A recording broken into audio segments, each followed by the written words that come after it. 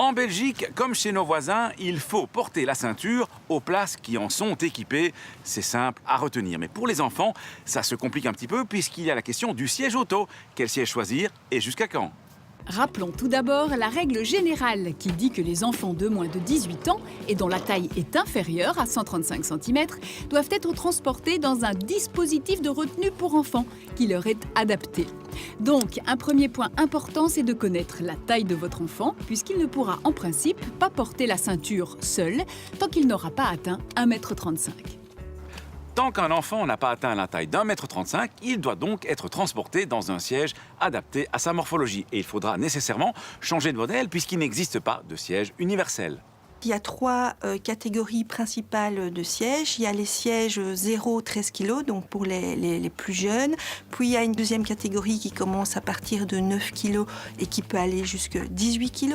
Et enfin une troisième catégorie qui, elle, peut commencer à 15 kg jusqu'à 36 kg et qu'on appelle plus généralement les rehausseurs.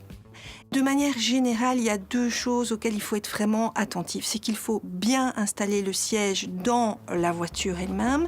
Et deuxièmement, il faut correctement installer l'enfant dans le siège. Et donc, ça veut dire bien lire le mode d'emploi. Ça veut dire aussi, si on a l'occasion d'aller en magasin, se faire expliquer comment installer le siège et aussi bien attacher l'enfant dans le siège. Donc, c'est-à-dire qu'il faut veiller à ce que les petites sangles, quand ce sont des sièges de la première et deuxième catégorie, soient suffisamment serrées pour bien maintenir l'enfant dans le siège. Il faut vraiment éviter de mettre des gros manteaux, ce genre de choses. Même chose avec un rehausseur. On va utiliser la ceinture de sécurité de la voiture.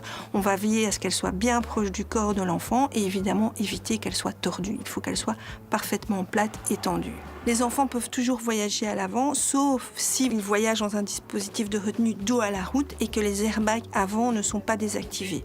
Donc soit vous les désactivez, soit vous faites voyager les enfants à l'arrière dans un siège dos à la route. Dans tous les autres cas, ils peuvent voyager à l'avant s'ils sont installés dans un siège correct et homologué.